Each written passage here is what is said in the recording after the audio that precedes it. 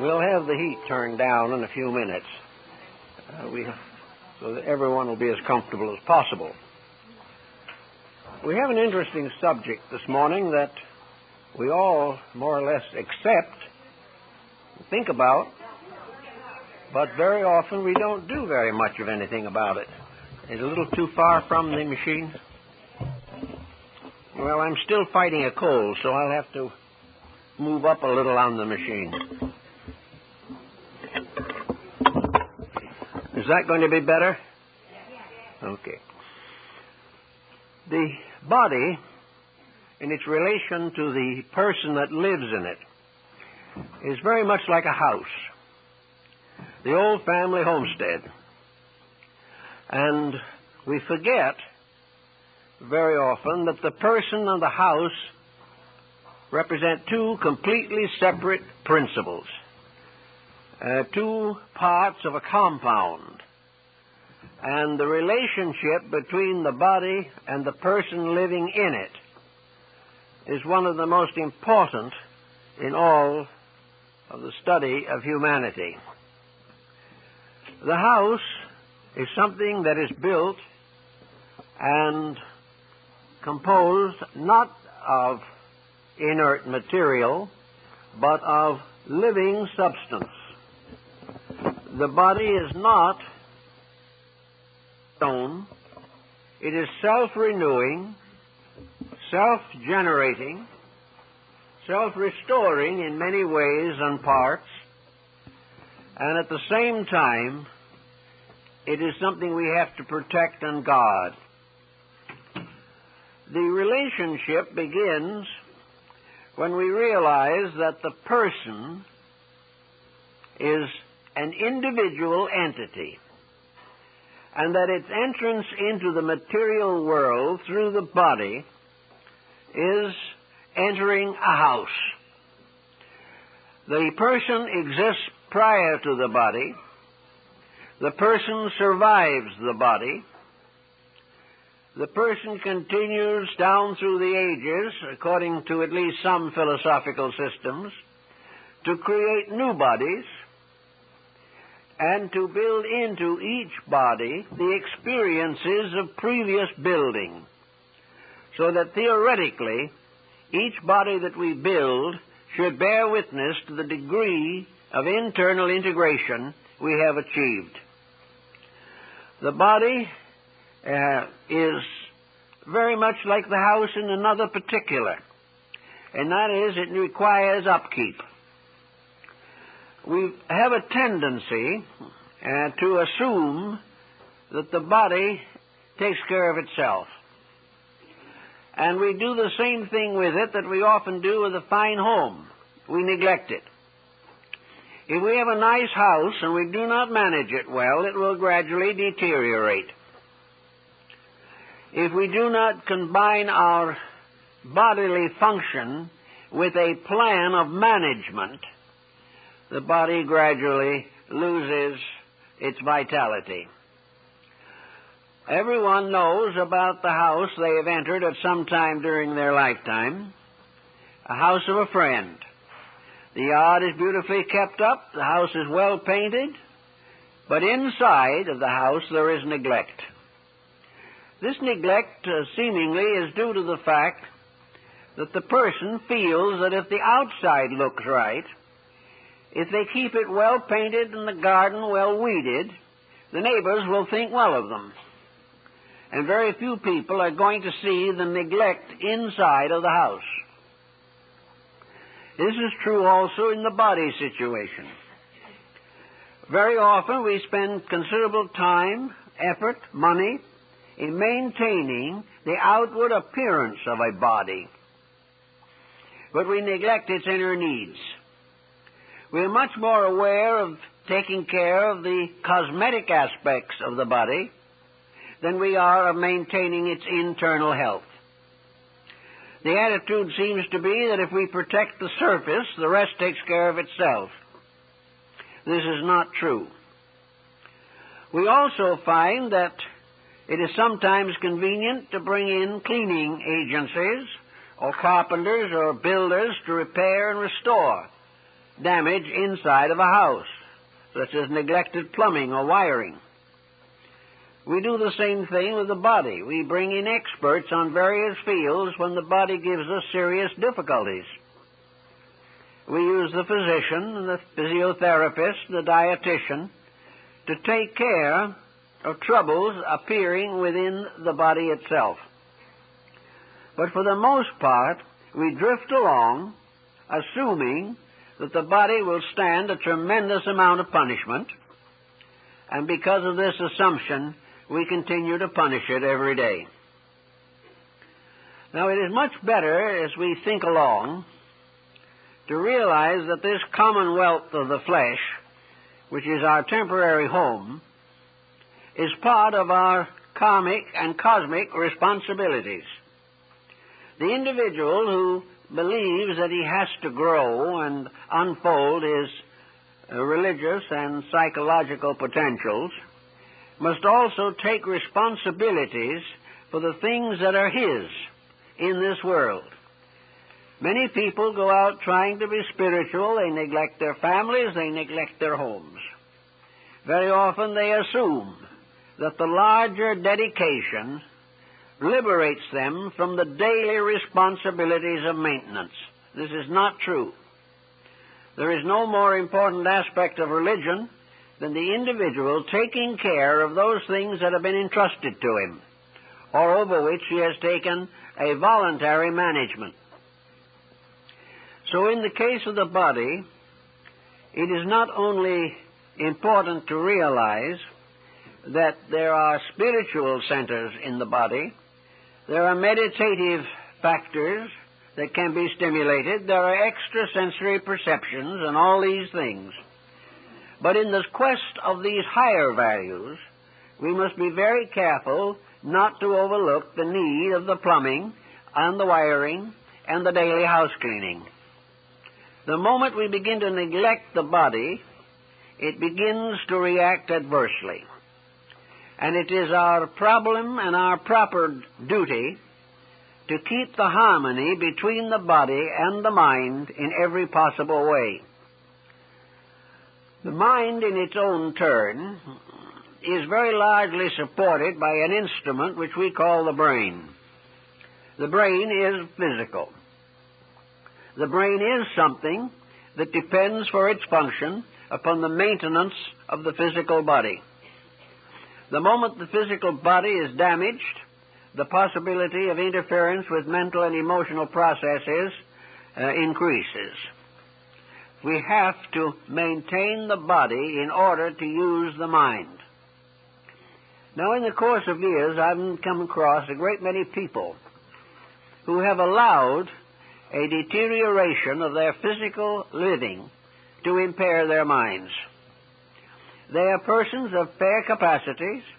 They are persons who could have done something with their lives, but due to more or less neglect or complete indifference to the basic problems of mind-body relationships, they have found themselves in a dangerous situation, and what should have been a wonderful partnership ended in ruin. We have to recognize, for example, the common failing of our day, alcoholism. The effect of alcoholism on the body is obvious, and nothing can affect the body like alcoholism that does not also affect the mind. It affects the entire life. It interferes with every objective and purpose of human existence. And unless this is controlled, the individual is in serious trouble. There are many other habits which have to be variously regenerated, redeemed, and reorganized in order to maintain the bodily health. So we might say, for generally speaking at least, that the body is a kind of a pedestal on which stands the person. Everything we want to do on the higher levels of life depends upon certain biological, biochemical adjustments. Where the body is uncomfortable, the person is unhappy. Where bodily conditions are irritated, the temperament is irritated. And where the body is allowed to become discouraged, the person in the body suffers discouragement. Most of the mental and emotional attitudes that we have arise from physical inconveniences of one kind or another. These inconveniences may, some of them, be deliberate carelessness. Others may be the result of circumstances comparatively beyond our control. But the basic truth remains that the body is very important, and that the individual who sacrifices his health must have a very great and important thing to do to justify this sacrifice. Because if he does sacrifice it, regardless of his motives or intentions, the bodily harmony will be interfered with. Now, we know in most cases that we have disciplines for the development of the mind and the control of the emotions.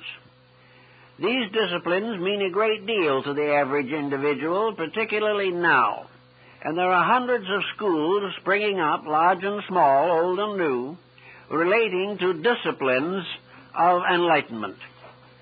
Disciplines intended to expand the consciousness of the person, to enlarge and ennoble character, and even to develop extrasensory perceptions and psychic faculties. Nearly all of these processes that are worth the name require very strong and stern self-discipline. Anything that is promised without effort is worth about what the lack of effort is worth. There is no way of winning any extension of ability without dedication of purpose. So the person begins various disciplines. He practices yoga or Zen. He meditates and contemplates and performs retrospective disciplines. And to a certain measure, he tries to keep the body in reasonable condition. But the moment he starts to meditate or use any of these higher faculties, he is likely to come into conflict with the body. Now, the reason why this happens is that in a great many people, the body has been spoiled. It is a spoiled child, and like such a child, is very difficult to manage and resents any interference with the habit mechanisms which it has built up. These habit mechanisms of the body are apt to be negative, like the habit mechanisms of the mind and emotions. But the person attempting to settle down quietly to the cultivation of his inner life is subject to constant minor annoyances from the body. He sits down, he relaxes, he gets into the perfect mood, and something itches. Then he quietly gets past this point for a little while, and all of a sudden he remembers something. He remembers something that he should have taken care of and did not, or he remembers the phone call he ought to have made, or he remembers a promise that was broken. One thing or another comes in to interfere with this quiet meditative process. Then, as meditation with the average person to start with is very apt to end in sleep. He thinks he is disciplining himself beautifully, and the next thing you know, he's sound asleep. And I know one case in which a yogi here in Los Angeles, publicly speaking, in a large auditorium, seated himself on a table in the middle of the stage, ended meditation and went fast asleep and fell off the table. Normally speaking, this might have interfered with his reputation, but it did not. It really enhanced it. It was decided that he was in such deep meditation that he actually almost ascended from the table. But he ascended downward instead of upward. So sleep comes along. Fatigue, hunger, worry, interruptions of one kind or another, a little street noise. All kinds of things interfere. Many of these interferences are the result of the acuteness of the sensory perceptions. which have been trained to respond to certain stimuli. Others come merely from lack of correct exercising or posturing. The individual will find that meditative postures begin by being rather painful. The body aches when muscles are used differently. But altogether, the main problem with the meditation is that the body, the personality, the environment, the neighborhood, the actual house in which we physically live, all these interfere with quietude. They make it almost impossible for the individual to remain at peace. Now, the body has this type of problem also, somewhat due probably to dietetic and nutritional intake. A large part of the food that we take discomforts the body. It tries to let us know, but we simply take some kind of a digestive pill and keep right on going. We overeat, we undereat. We do all kinds of things that affect the body's peace of mind. And the body seems to have a little mind of its own. And as a result of that, when we call upon the body to make a little more constructive effort than usual, we very often find it unable to do so or unwilling to do so. So when we start trying to be better people, we have to begin with basics. And one of the basic factors we all have to face is the body. Now, there is a two-way relationship involved here. There is not only the relation of the person to his body, but the relation of the body to the person himself. Sometimes one interferes with the other. Sometimes both interfere with each other. But to begin with, the most probably elementary and basic situation is to try to get the body into partnership with the purposes of the individual. The person must decide what his problems are, what his objectives are, what he wants to accomplish. And having decided these things, he must bring his body into the partnership. One of the problems of the body is subject to is the reaction of outside circumstances upon the nervous system, the digestive system, upon the sensory perceptions and the mental reflective organisms. All of these things mean that the body has to take a certain amount of abuse, and this has to be controlled as much as possible. Good example of our problem, a simple example today, is the fact that the average individual spends 2 to 4 hours a day viewing television. Now, television has a great many facets to it, but the problems that are most annoying in television probably are those which disturb and dramatize the emotions and reflexes and cause the individual to have powerful nerve reactions. Probably the most impressive of this group would be the horror and mystery story. The individual is constantly confronted with intentional efforts to stimulate the emotions. The sponsors like to see the emotions stimulated. The producer wants to see this, and most of the audience has become so accustomed to it that if the picture does not have these factors, they will turn it off.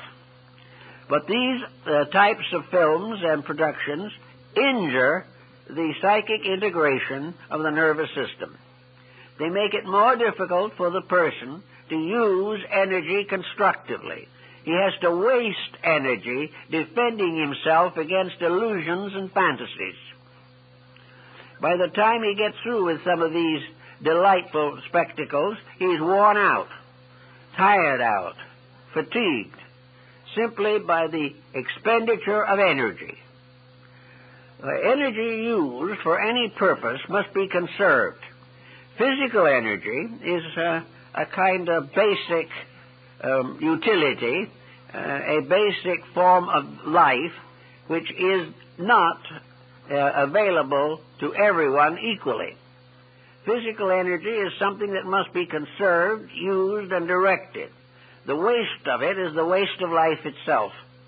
And those who waste it continuously will find life is shortened, health is impaired, and the progress of the individual towards his higher objectives will be definitely damaged. So, we have to try to fight through this peculiar structure of body. I've noticed over a long period of time, and I guess many of you have had the same experience, that people trying to be good very often succeed in being obnoxious. Their virtues are not real. They attempt to frustrate something or to dominate someone else. And instead of learning to have a peaceful inner life, they become very sensitive and are annoyed by almost everything that happens.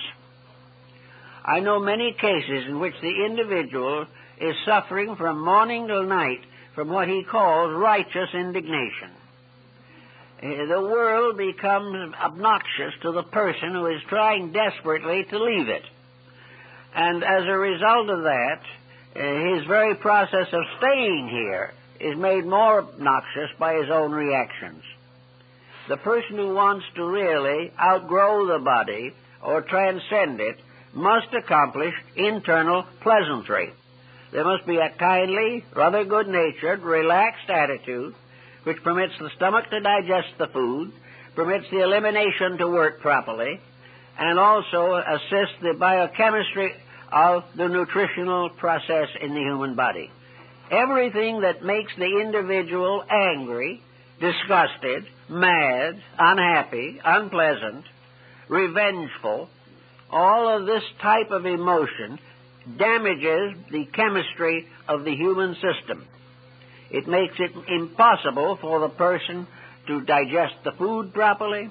It results in all kinds of aches and pains, and a great many chronic ailments are nothing but chronic disposition that has set in to the degree that it has damaged the body. So with all the effort to be better people, to grow, to think, to be more enlightened, we must be sure to include the body in the plan. The body is something that is part of any plan we make, and we must never fail to give it that which is its proper due. To spoil the body is a mistake. To tyrannize it is equally dangerous. We must never allow it to rule us, but we must make our own discipline of it very parental and not despotic. One way in which we try to conquer bodily problems is through the study of them. Anyone who has certain bodily problems will have some idea of these problems and perhaps a fair idea of why he has them. Most people who are not living well know why, but they prefer to ignore it. They wish to forget it and go on doing the things that please them. But to begin a plan, if you're going to hope to become a scholar, to become a mystic, to become a servant of public good, if you want to do something better than you've done in art or music or literature, you must take a very serious look at the body. Your purpose is not to rise above it in the sense of going against it, but rather rise above it in the sense of challenging it to be more of itself, to be better than it is, and not put in a position where it must fight back for survival. If you start with this, then you find that the Greeks were very much given to this thought, and so were most ancient peoples. Many of the philosophical schools of the Greeks were called gymnasium. And in Europe today, the middle schools are often referred to as the gymnasiums. The gymnasium, in this case, from which we have merely a health procedure, included in old times, and in Europe in many parts still today, the entire educational procedure. It's all exercise. It's all discipline, control, and direction of energy resources. The individual who jogs is in a gymnasium. So is the person studying Latin. Whatever use is made of energy, whatever organization is set up to enable the individual to achieve some definite purpose, this whole structure together is a gymnasium. It is a place where the mind, the emotions, and the body are trained together and become a part of a partnership and are not neglected, ignored, or variously outraged in the definite ambition to get somewhere. Particularly here in the West at the present time, where most success is measured in terms of money, we are annoyed by the fact that medical care is becoming more expensive. One of the reasons why it is becoming more expensive is because we are becoming more dependent upon it. And wherever you create a dependency, you subject yourself to exploitation of some kind. If the average person took fair care of themselves, there would not be this tremendous demand for medical assistance, and doctors would be satisfied to work more reasonably. But because they have created a massive profit system out of the human being's abuse of himself and neglect of others, he's in a position to charge anything he wants. But in the final analysis, the person trying to grow must start in by educating the various elements of his own nature. The Greeks, of course, held a great deal for calisthenics. They regarded a proper exercise as something that should be cultivated from the cradle. Now, exercise of a normal kind, as Socrates pointed out, must not be a technical boredom. Socrates said he was never able to exercise merely for the sake of exercising. He couldn't imagine anyone becoming interested in jogging around the block. The only reason that anyone does it is a desperate effort to be healthy. Now, the Greeks developed methods of exercise which were not so staid and unpleasant or unfulfilling. They lived in a world in which this tremendous involvement in industry and economics did not exist. They did not have to spend 8 or 9 hours a day at a desk. They did not have to do all the foolish and stupid things that we consider to be essential. Also, of course, they had no knowledge whatever of denatured foods. They ate the food that grew near to them, and it was never processed. They just lived naturally. It would be quite inconceivable to imagine a cat or a dog going out each morning and chinning the bar to keep its figure. It gets all the exercise it needs being itself. But where the individual as a human being has ceased to be himself and gives little or no attention to this phase of his personality, he has to manufacture all kinds of artificial ways of trying to do what he should do naturally. So it is very important to start in with a basic realization of values. Another very basic realization that the Greeks had, which we do not have, and that is that you do not build a reputation for excellence by wearing an expensive toga. You are not any better than you are. And there's no amount of decoration on the outside that will actually change the nature and substance of yourself. So the Greeks did not try to hide the imperfections of their bodies. They rather tried to live so that these imperfections would not develop. And where there were imperfections, they allowed them to be there. It is reported that Socrates was pigeon-chested. He may have been. But at the same time, he faced it, and his friends knew it. There was no effort to conceal it. He did not go into cosmetic surgery to take care of his pigeon chest. He accepted it, but he lived above it. And he lived so well that even with it, when he was called into the army as a soldier to defend the Greeks, When the enemy saw him standing in the field, armed and ready, they divided and went on each side of him. They had no intentions of facing him. So he came back a hero. But he also had trouble staying awake on sentry duty. So he said this now becomes a discipline.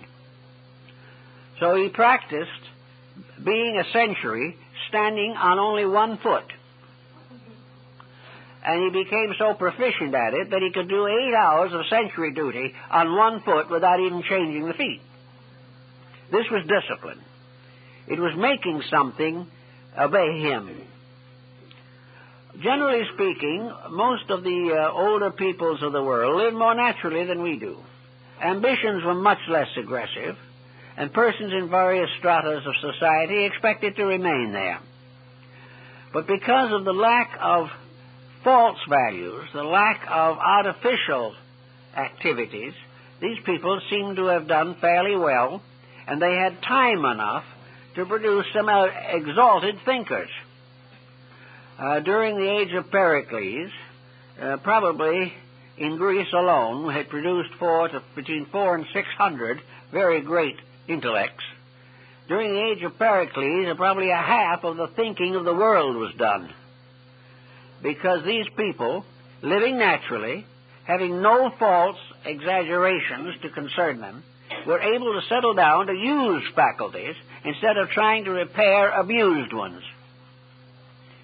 This is something we can't do entirely, but we should try to work on it a little. We should try to make sure that we are getting a maximum of constructive result from the efforts that we make to live. That what we are doing will always help, never hurt, the major projects of life. Of course, when someone asked, I think it was Aristippus, or one of the old Greeks, the greatest curse that would be imaginable, he said the greatest curse would be for a man to tell his son, live extravagantly. Luxury was the great curse. It still is. And it is because of luxury that most of the world's thinking is very badly done at the present time. We are not saving the energies. The body has them. It is born with them. With a little care, we can take care of them. But we cannot repair active wasting of energy on matters of no value. So we have to try to work with the body, realizing its potential, representing the facts of life to the body, and living accordingly ourselves. These procedures are of the greatest felicity to all concerned. Now, the body, as we study it, is a tremendously fascinating thing. It is a structure, it is a house that can restore itself. It is made up of brick and mortar and steel, all of it alive. And in it being a compound of constantly living elements, it is exceedingly responsive and reactive to the processes which take place within it. Now, over this body, as seated in authority, is something that in the thousands and millions of years of human evolution should be pretty smart, but isn't always that way. The human being today is equipped, if he wants to use the equipment, for a vast amount of self-improvement. He is capable of being more than he could ever have been before. And if we recognize evolution as a growing process and realize that we are progressing all the time, then at any given moment we should have available to us a wealth of previous experience. This may not be available in actual conscious thought, but it is available to us in instinct, in intuition, conscience, and many of those factors which tell us something of our own previous experiences with right and wrong. But the body being in the control of this, the other thing, this self, this mind, not only must obey, the body can't refuse to obey except at the cost of survival. But the human being can change its attitude toward the body at any time it wishes to. Buddha makes a very great and definite point out of this entire situation. To Buddha, the great enemy of mankind was the person living in a house but abusing it. The poor housekeeper, the housekeeper that allows the house to run down, is the offender. The house cannot help running down if no one takes care of it. The body might be able to continue to take care of itself if the mind did not decree that the body make mistakes, demand these mistakes, require the body to accept as natural things that no physical organism can support very long. So the Buddha points out very definitely that the tyrant is the mind. It is the mind that does it. It is the mind that is the slayer of the real, as we find in the Bhagavad Gita. The mind is the slayer of the body if we are not careful. Just as minds get together and create armies and kill each other, so the mind in man becomes a militant despot and destroys the very body that it depends upon. And in the course of this destruction probably ruins its relationship with all outside factors of civilization and environment. So, we have to start at the bottom and build. One thing the person should begin with, is regulate life. Regulating life means to set up patterns that the person can perpetuate without constant breaking of these patterns. Food should be taken regularly, and it should be of a nature and quality that is suitable to the needs. The snack bar and all the odds and ends damage the body. The body should also rest at various times during the day. And persons beyond the age of 50 will find it very important to rest for a short time every day, just to give the body a chance to reorganize its resources. I've told that to many people, and they usually say resting is a waste of time. It is not. The person who is tired and will not rest is the one who is wasting both time and life. Having set upon oneself the disciplines of things, we can be a little like the Zen monk who in the ashram, after he has finished his dinner, takes the plate that he ate from and puts it in water and washes it and then drinks the dishwater. That neats things up very much.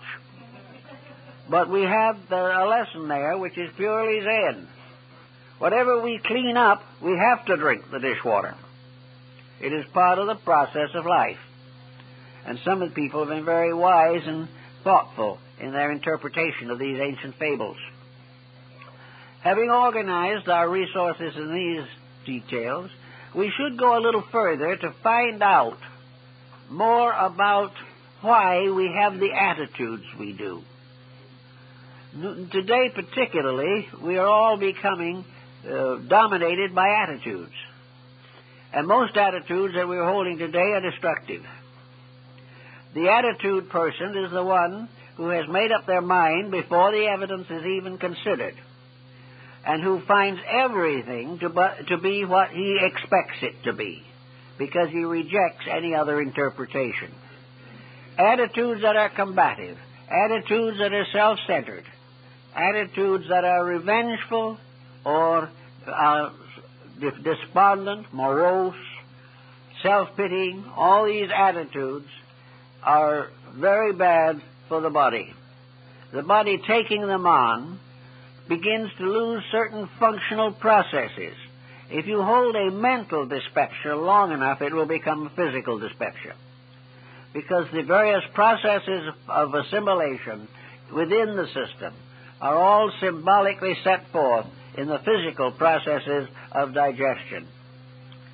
So if we go along quietly, we start to be better people by coming to terms with the body and recognizing it for what it is, a wonderful and useful friend, something we can depend on to give us terrific service if we will take care of it. But like an automobile that is neglected, it will not survive. Having made this basic arrangement, then we can more or less ask and receive the loyalty of the body. It is very difficult for a bad master to have loyal servants. A poor housekeeper will never win the loyalty of employees or persons who come in to do various things. You must respect, you must demonstrate an ability, an integrity, and a fairness in all procedures in order to demand or receive loyalty. The body will be loyal to the mind if the mind is thoughtful of the body. It is a two-way procedure. The body will react by greater efficiency, comfort, ease, and a surprising amount of reserve energy. But if the loyalty is missing, if the person has no interest in protecting the body, he's going to get in trouble, because he's going to do all kinds of things without any consideration for the effect of these things upon the human constitution.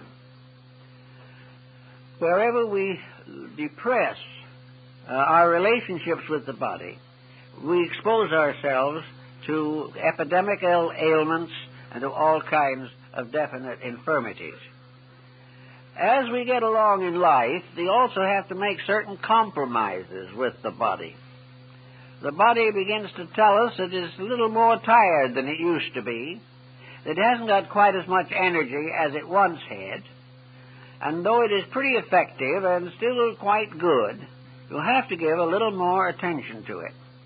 It's just like working with a run-down old house. We may have kept it up very well, but as it gets older, it needs special attention, and you can't prevent a deterioration if that attention is not bestowed. So the body begins to need certain conservation processes.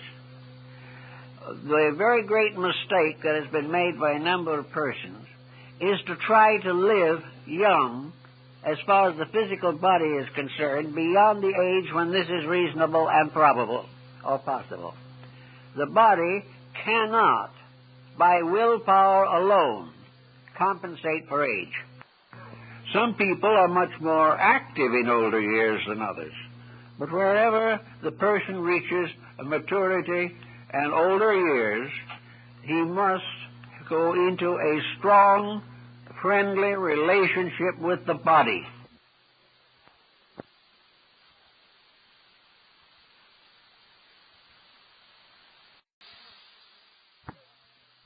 But wherever the person reaches maturity and older years, he must go into a strong, friendly relationship with the body. He must make that body work as well as it can and as long as possible. And if the person continues to be willful and do only what he wants to do and ignores the body, he will be in trouble. Of course, he may lean back upon medical help or feel that if he dissipates mildly, he can get over it. But every amount of this loss of energy and loss of purpose has its very heavy price that we have to pay for it.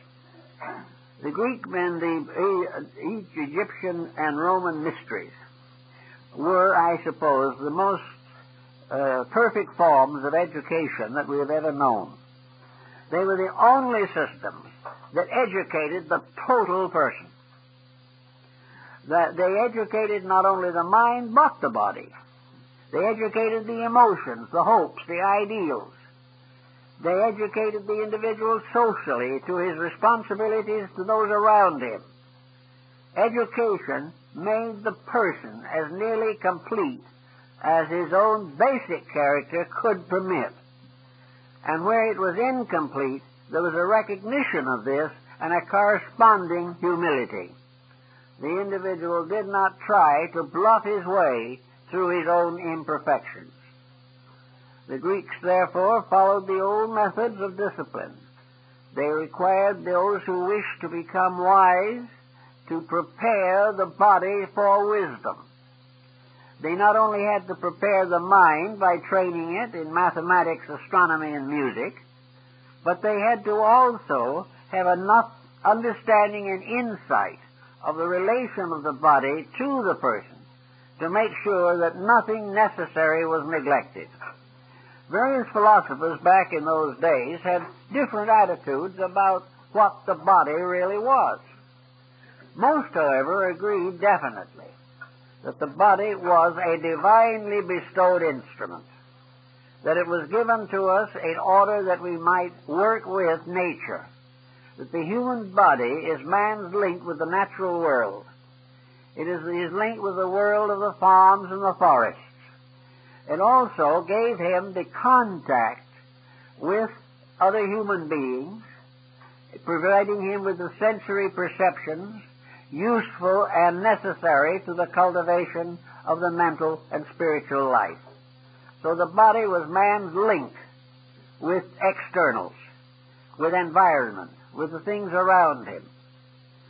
Actually, this was very important, because if it had not been important, it is no doubt obvious that we would not have received the body. The body is something we have because we need it, because we have to use it, and because there is a right and a wrong way of using it, and the right way is good and the wrong way is evil.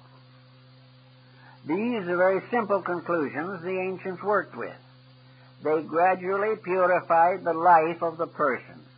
They gradually redeemed all eccentric or irrational procedure. It was determined very definitely that no matter how great an intellectual you might be, if you are selfish, you can never be wise until you first of all overcome the selfishness. Between the individual and the divine light which he seeks, we'll find all of the qualifying mistakes which he continues to maintain, practice, and very often nurse with great ardor and affection. The person who has false ideas blocks the true ones. According again to these same people, 3 great books have been given to us. One, of course, is Scripture, the great sacred writings of the world. One is nature, by means of which we can study all of the operations of the divine will. And the third is man himself, through the understanding and interpretation of which he gains the skill and courage to develop his own internal resources. The key to man's correction of his own faults lies in his operations in nature. He becomes more and more aware of the way the world works, and gradually he comes to realize that he is part of that world and that his body is subject to the laws of the earth, and that he must obey them. But the earth itself is subject to the rules and laws of heaven. But there is no conflict between heaven and earth. The conflict is between man and his own ambitions. And when we realize this, we can begin to build a closer relationship. Another point that is interesting, I think, is to realize that the body is the carrier of a certain type of memory. Within the body is a record of previous bodies, what they did, how they functioned, and how they were disciplined and trained. A good example of discipline with the body is music. A musician, especially a vocalist or an instrumentalist for that matter, must control the body. The musician must practice regularly, must dedicate his life to maintaining the peak of his own capacity and ability. He must never neglect, never overlook, never to be too busy to protect the talent which he has gradually developed. He must become, in a sense, a slave of a talent. Now, we don't all want to take on this degree of servitude, but we must all of us become servants of any talent or ability which we seek to perfect.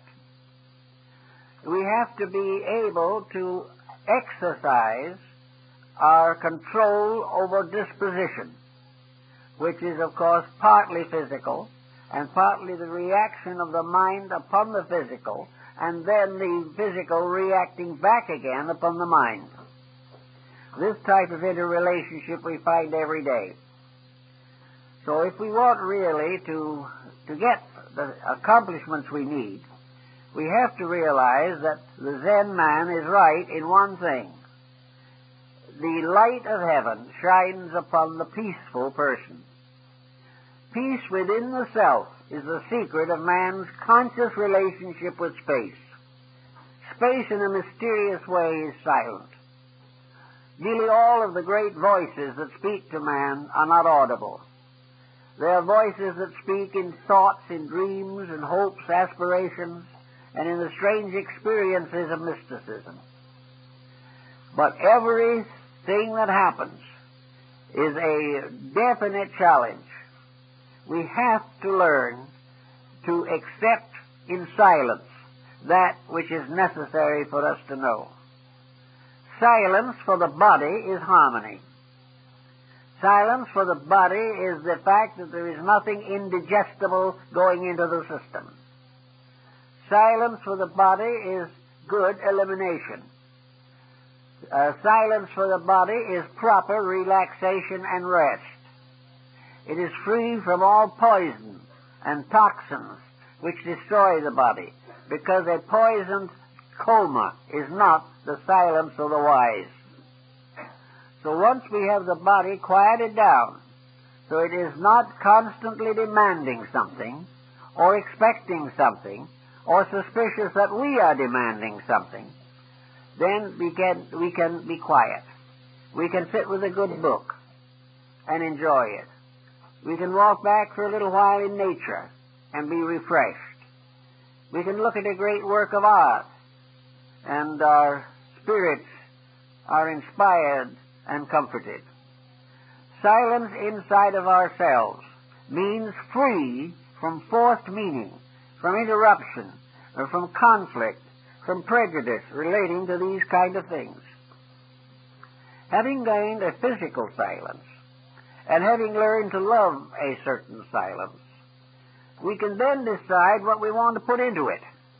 Having cleaned the inside of the cup of everything that is not important, we can then take this silence and refurnish it. It would be like getting rid of a lot of old broken down furniture in a house.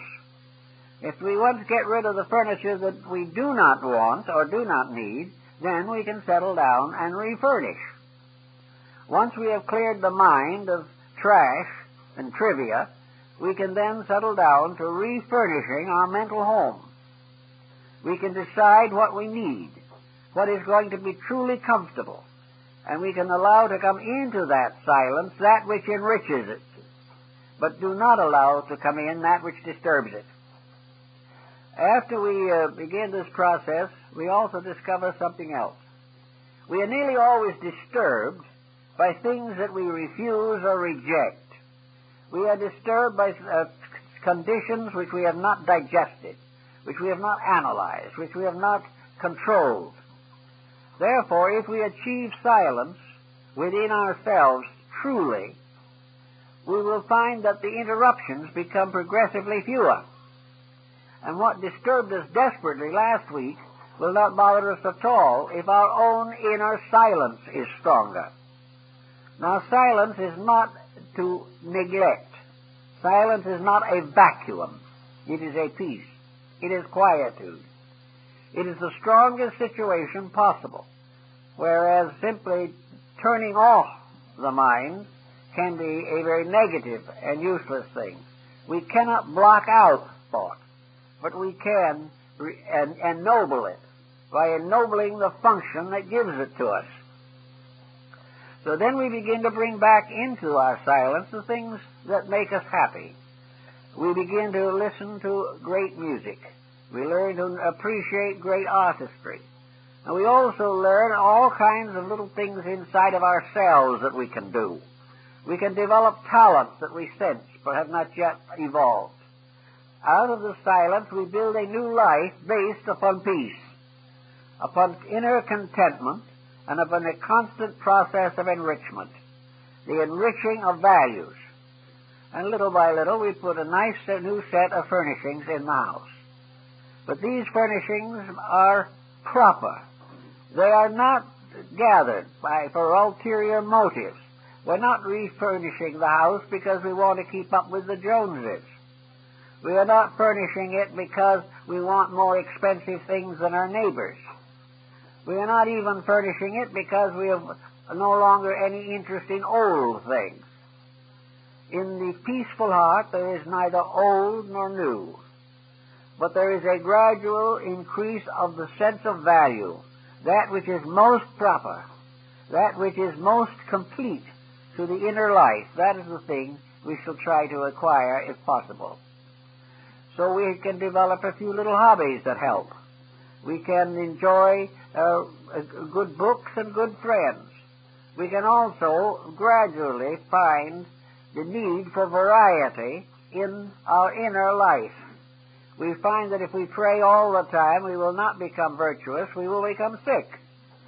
We also realize that if we go out trying to help people when we don't know what we are doing ourselves, that a certain frustration is going to result. We all have to work out these problems of making our silence the basis of a new career. And if it is built upon this quietude within ourselves, it has no enemies. It has lost the power to have enemies and do that type of thing. There's a story about Diogenes, who liked to live in a tub in the Athenian Forum and used to speak to his associates while standing near a wall that led up to another level. One day, a soldier listening to him disagreed with him, so leaned over the wall and spat at him. Diogenes looked up and then he turned to his friend. He said, "You know, I think I should be angry at that man, but I've forgotten how." Now, it's going to be a long time before most of us nowadays are going to forget how to be angry, or how to be revengeful, or how to work a nice and gentle insult at the proper moment. But there comes this inner peace that says this is no good. We are wasting energy that we can't afford to lose. Now we have energy in short supply all over the world. Our energy resources are being depleted. About the only energy resources that are as yet available to most of us are our own energy. The energy to use the life in ourselves for the greatest good to all concerned. So to do this, we can't waste any of it. We can't waste any time in trivia. We can't waste much time in small talk or in useless activities. We can't spend too much time working along with social situations that have no future and very little past. It becomes a matter of building a rich life by varying it, but always by doing things that are basically important and significant. And after we get a fair degree of control over our own attitudes, so that we can really sit down and ask ourselves a very pertinent question, for instance, for people in our field of thought. Why do I want to be spiritual? Why do I want to be enlightened? And there'll be all kinds of answers, some of which you'll block before you even shape them, because you will realize they are not the best. But the question is always, why do we want to be better than we are? One answer to that, of course, is it is our destiny. We were created to become better every day.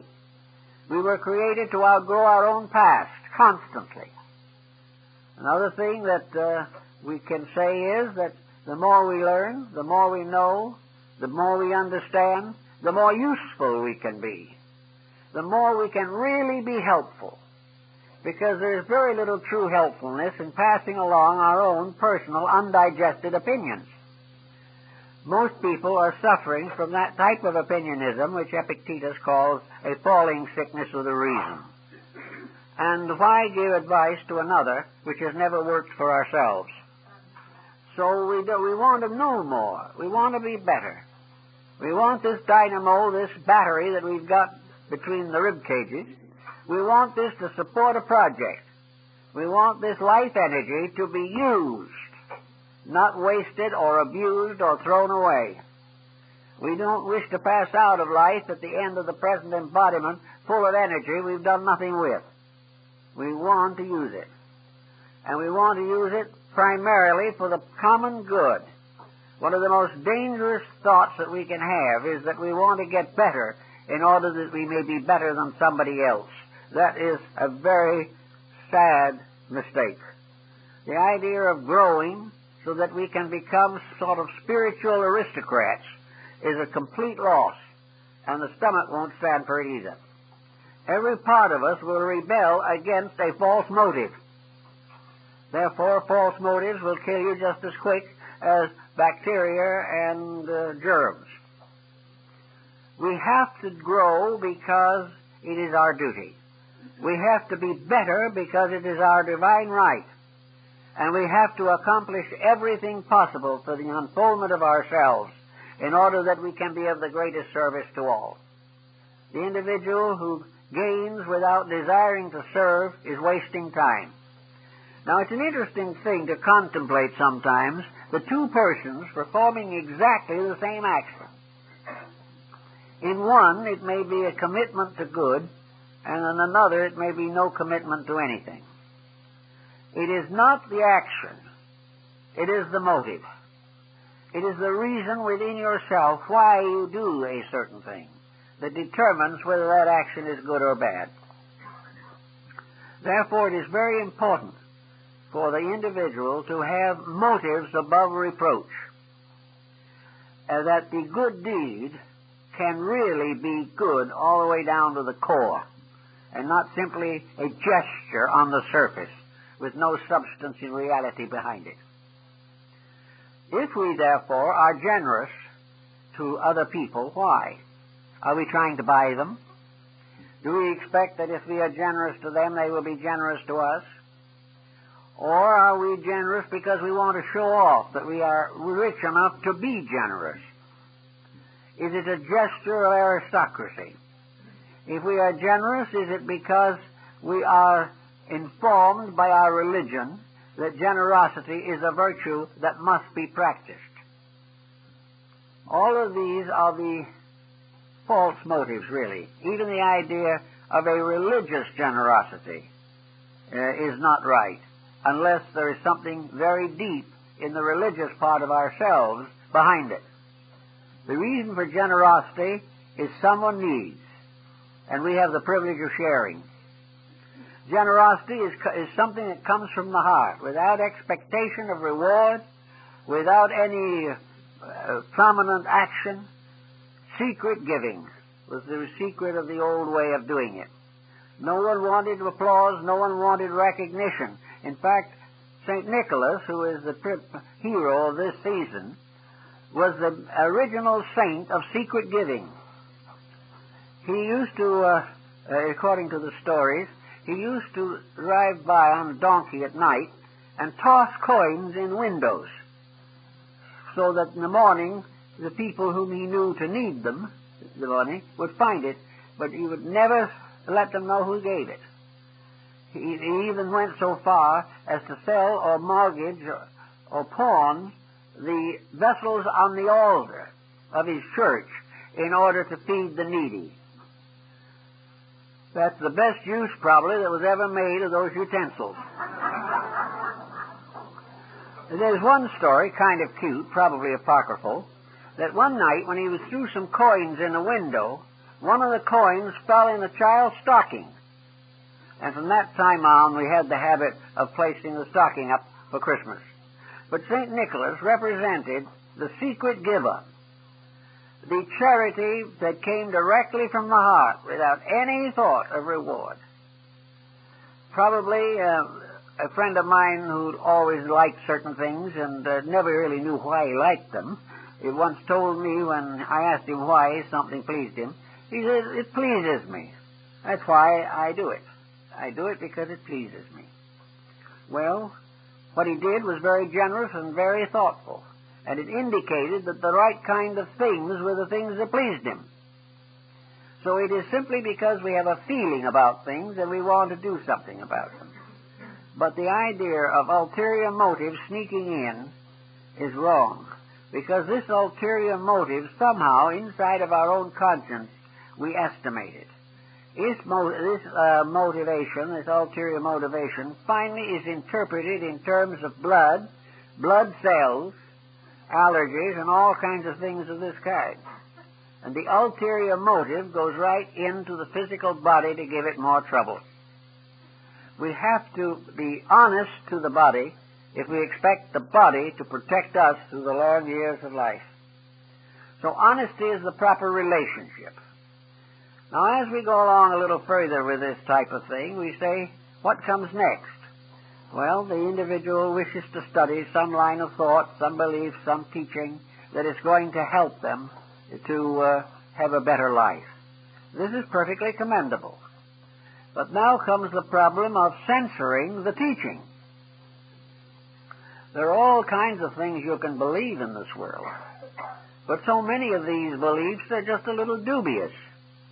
And when you start studying, you have to think a little bit to find out why the person from whom you are getting the lessons is doing what they're doing.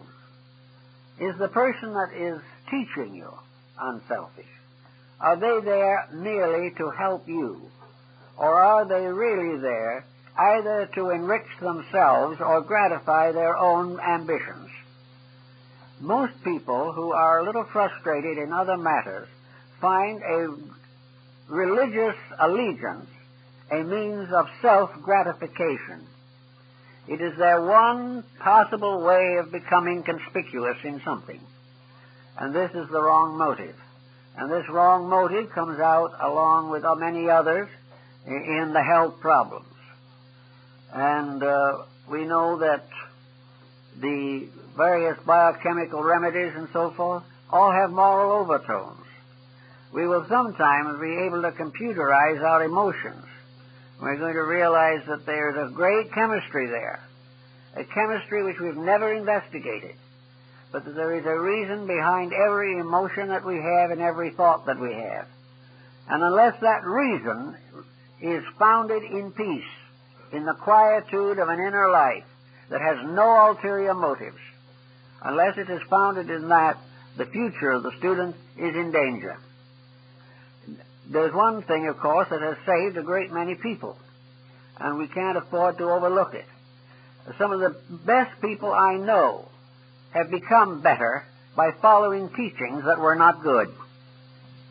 Now, it's hard to understand how this can happen, but one thing is true, beyond doubt, that if the person is basically sincere, you cannot destroy a completely sincere person.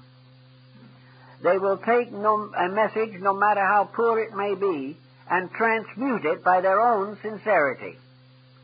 They will find better meanings for things, and these meanings are better than the original meanings that were in the lesson. The sincere person is protected against corruption by the fact that they are inwardly honest. And as W.C. Fields is reported to have said on another occasion, you can't cheat an honest man.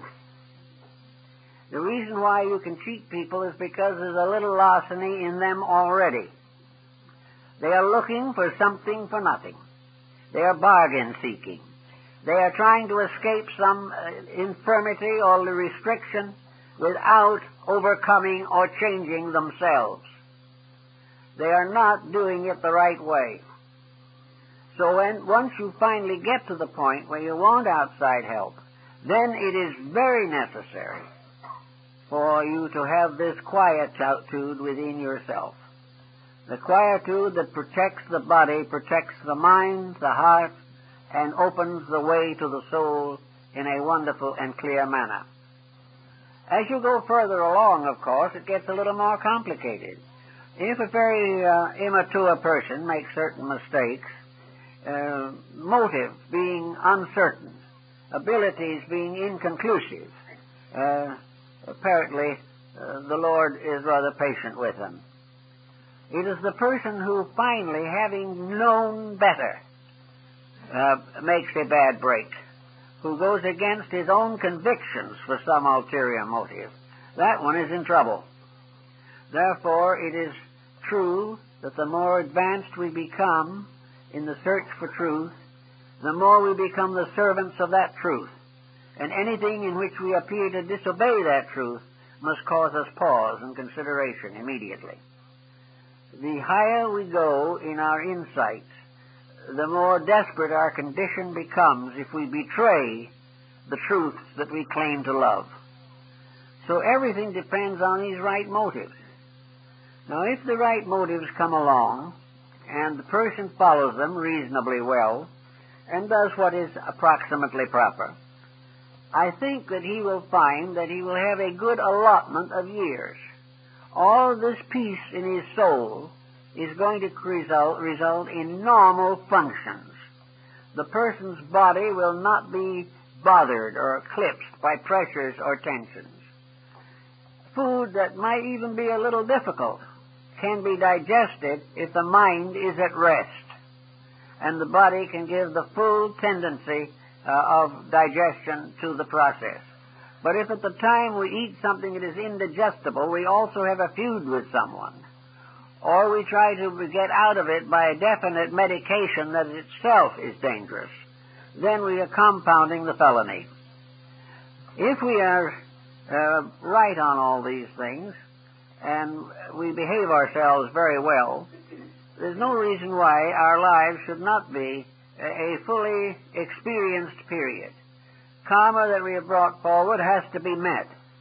But in spite of that, we will have a good life. And we will also be planning for a still better one. We will have much better health, and we will find that by inward light, inward peace, inward quiet, we can actually overcome a number of dangerous external situations. We are worried about smog. We are worried about water pollution. We are worried about all these things. But if the person inside himself is actually at quietude and peace and dedicated to the earnest carrying on of useful labors, it will be amazing how much pollution we can stand and survive it. Whereas if we are constantly aware of nothing but the pollution and make no effort to transcend the weaknesses in ourselves, the pollution is much more difficult to work with.